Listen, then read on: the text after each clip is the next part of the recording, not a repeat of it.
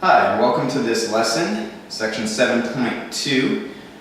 This is going to be a lesson in substitution, and substitution is one method that we can use to solve a system of linear equations. And what we mean when we say a system of linear equations, we're talking about something more than one equation that has an x and a y in it. In this case, we have two equations. And in this section, we're going to be taking a look at a sample question. This happens to be question number 7 from your textbooks in section 7.2. And here, we're going to look at how substitution works. So if we take a look at these two equations, we have x equals 16 minus 4y, and we have 3x plus 4y equals 8.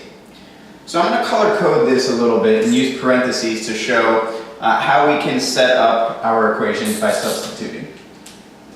So for right now in red, I'm just going to outline what x is equal to in parentheses.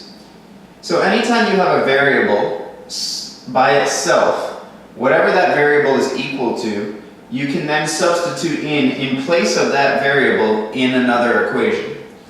So for this second equation that we see here, 3x plus 4y equals 8, we're going to solve this by plugging in 16 minus 4y in place of our x value, because 16 minus 4y is equal to x, according to what the problem tells us. So this equation will become 3 times 16 minus 4y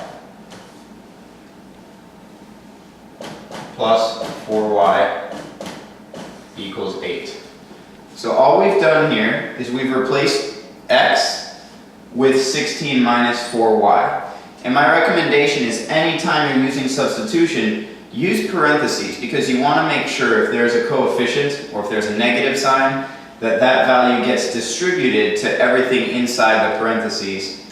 And we're going to walk through how to do that with this problem here. So we have a 3 as a coefficient in front of this parentheses, and that 3 needs to be distributed to every term inside of our parentheses. So 3 times 16 would give us 48.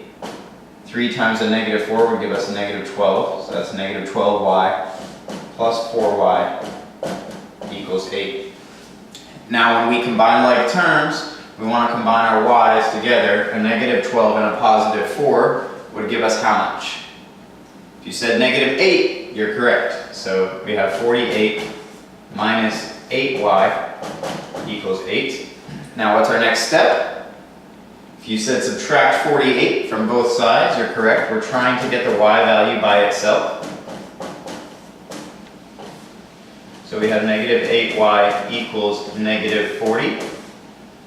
And then we divide by negative 8 to isolate y.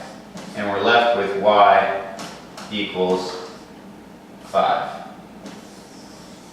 And it's going to be a positive 5 because a negative divided by a negative gives us a positive. So we have y equals 5, but we're not quite done with the problem yet. In order to find the value for x, we need to plug in 5 in place of y into one of our equations. And for this, a common question is, which equation do we plug it in for? Well, the correct answer to that is you can plug it in for any equation in order to solve. Ideally, you want to pick the equation that's going to make it easiest to solve for the variable you're looking for.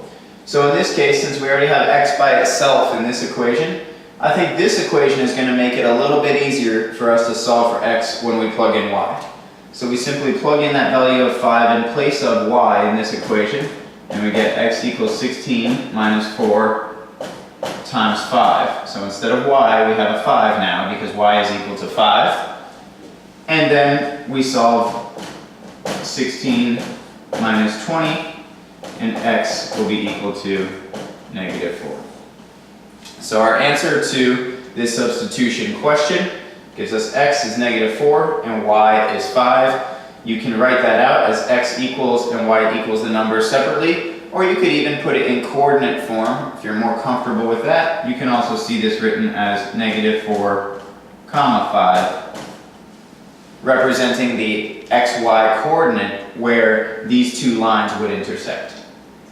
For further questions, please feel free to leave a comment if you'd like to see either other questions or other topics covered, and I'll be happy to post a video response. Thanks for watching.